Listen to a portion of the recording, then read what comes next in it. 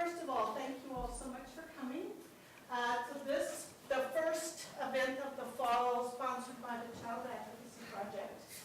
And I wanted to tell you a couple of things about what the Child Advocacy Project is before we get started on the program today. My name's Leslie Harris. I'm a professor here at the law school that none of you will have this year because I'm on sabbatical, except that I come back for this because it's near and dear to my heart. The Child Advocacy Project, the purpose of the Child Advocacy Project is to advocate for the legal interests of children in a variety of ways. And one way that we do this is by doing research and producing research memos that are available to lawyers and advocates for kids on important legal issues involving children. And we do law reform work, especially working in legislative projects, students working with me. And then we also have a strong educational component, and we put on these events, this kind of events, that are especially aimed at law students, but that are open to the university community broadly and other people, about important legal issues of the day affecting kids and kids' rights. So that's what we do. And if you're interested, we've got our webpage, you can email me. We'd love to hear from you. The program today, our program today is about a topic that my child advocacy fellows tell me applies not only to middle school and high school, but even college and even law school.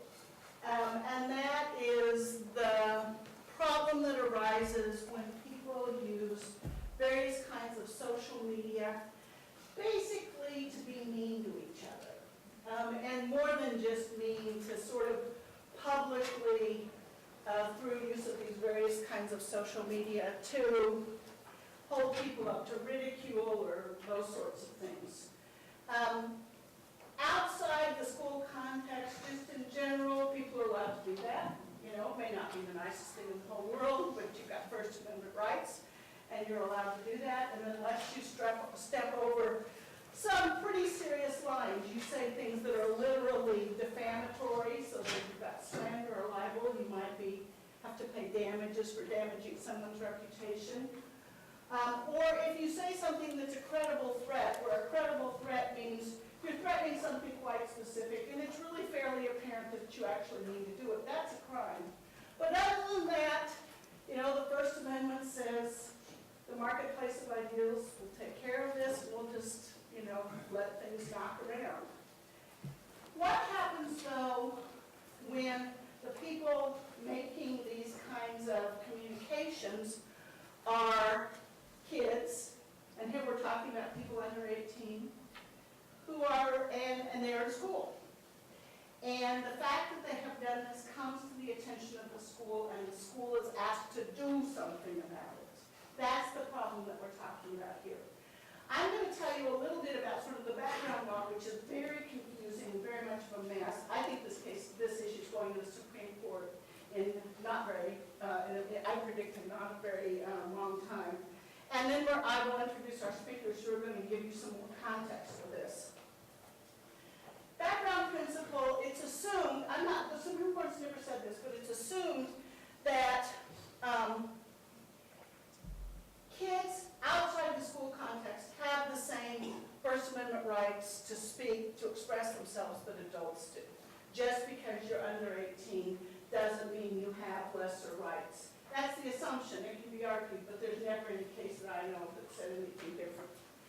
It is also very clear from Supreme Court cases that within schools, there's broad authority of the school to limit student speech in certain ways. So kids speaking in school at a school-sponsored activity, think the newspaper put out by the journalism class, some assembly, broad authority of the school to censor what kids say. And by censor, I mean either say, you can't say that, or you've said it and we're going to punish you.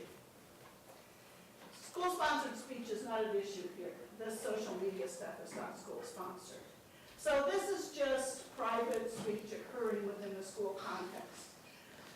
The original case the time of the Vietnam War, where some school kids wore black armbands to protest the Vietnam War to school, and in violation of prior orders from the school saying, don't wear these. And they were kicked out of school, and ultimately the Supreme Court held that the kids' rights had been violated. And they said that this kind of speech that the kids were engaging in, which was not threatening, which was not defamatory, could be the cause of punishment in the school only if it materially and substantially disrupted school activities or threatened to do so, or materially invaded the rights of others. A couple of more recent cases expand the school's authority to limit speech that literally occurs at school. That next case was a case called Fraser, where, I have to say, this dim-balled boy got up in a student council election assembly and gave a nominating speech for his buddy, extolling his sexual virtues, to put it mildly. Just one of those dumb high school boy things. And he got punished. And the Supreme Court said schools can punish kids for speech that is lewd, let me get the words right, lewd, vulgar, indecent, or plainly offensive. Okay. And then you may know about Mom Kids for Jesus, where the kid in Alaska unfurled the banner at the Olympic torch parade that was going by his school saying, Mom Kids for Jesus. And he was punished on the theory that that was speech advocating drug usage in violation of school policy. And the Supreme Court bought that argument, even though there was a dissent that said, I have no idea what this means. Doesn't sound like it advocates school drug use to me. But the Supreme Court said, assuming it advocates drug use, schools may limit student speech that violates the school policy against drug use. So that's what the background of the law is. We're not talking about that, any of these things, in the sense that in all the stuff we're talking about today, the communication, it's a MySpace page, it's a Facebook page, it's a YouTube video, it's an instant message. It occurs off campus on a privately owned computer, and we're going to assume it's not brought onto campus by the person who creates it. If they bring it onto campus, if they bring their cell phone on and start showing it around, you've got on-campus speech, and it's just like what we've been talking about. So this is all off-campus stuff, but of course, given the nature of social media, it gets around. And then the question is, if this comes to the attention of school authorities, what can they do? There are two categories of cases. Most of the cases that have been litigated, interestingly enough, involve kids making pages talking about how they hate a teacher or they hate a principal, or they want to blow up the school or something. Far fewer cases do kids get disciplined for saying mean things about each other. In these cases where the teacher or principal is the target, it's not because the teacher or principal usually are so savvy that they find it themselves. It's because somebody comes in and says, principal, look what I found. How about you? And then the principal freaks out, or the teacher freaks out. For the kids find out, they go tell their parents, and the parents come up to school the next day to the school and say, do something. You've got to do something.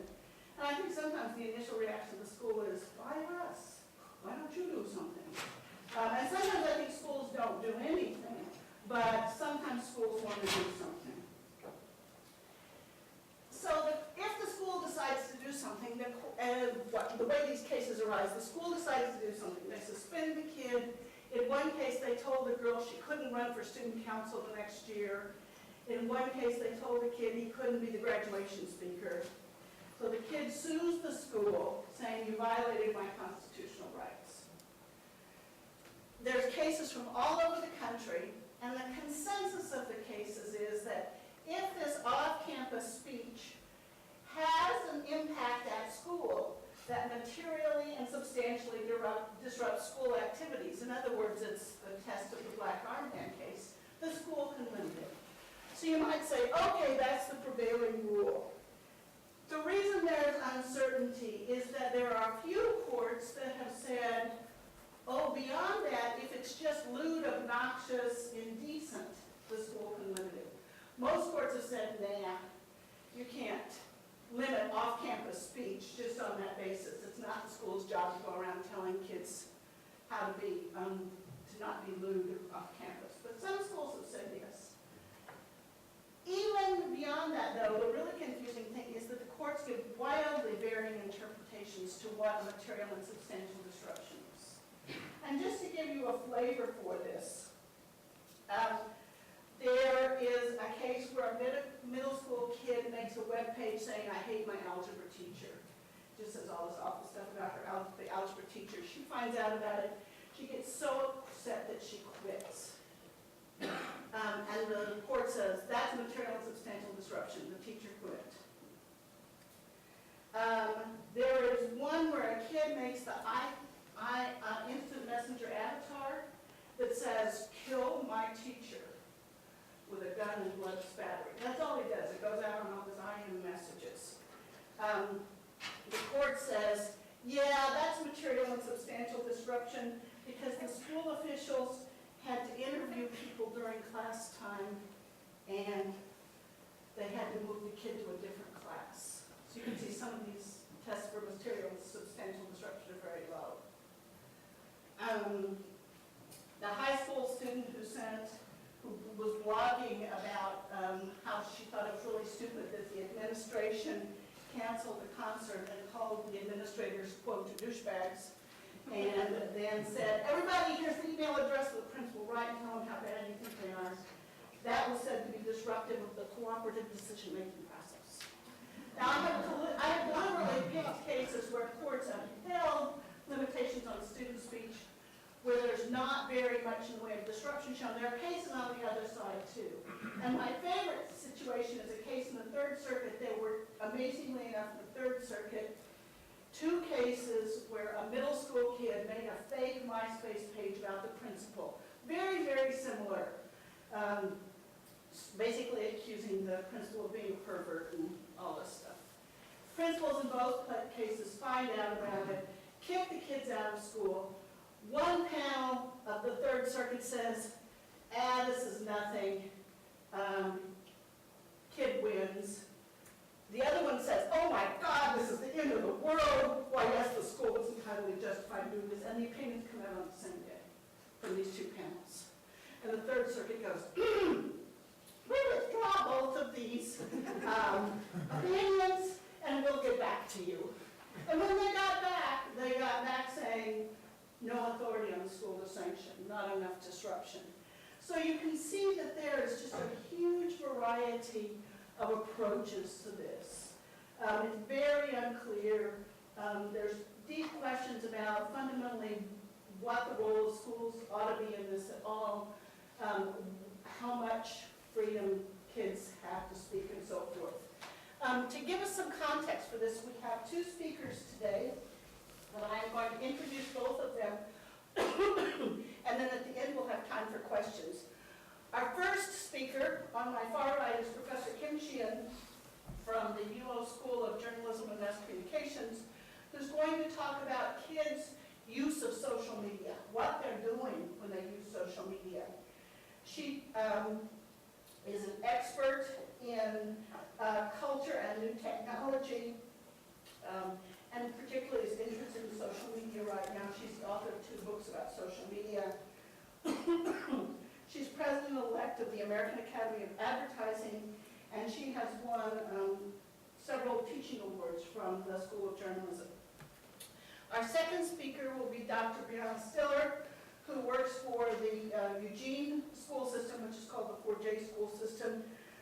She is the coordinator of positive behavior support programs. She's a school psychologist, and she works on trying to create intervention programs to help kids behave well in school rather than badly. And she's the key person in the local school district who's trying to deal with issues such as the ones that we are here. So she's going to talk to us about what's actually going on the ground, and she said, we don't have answers yet, and I said, that's good. If you had answers, I would be very seriously worried. So she's going to tell us, though, what's really going on. So that's who our speakers are.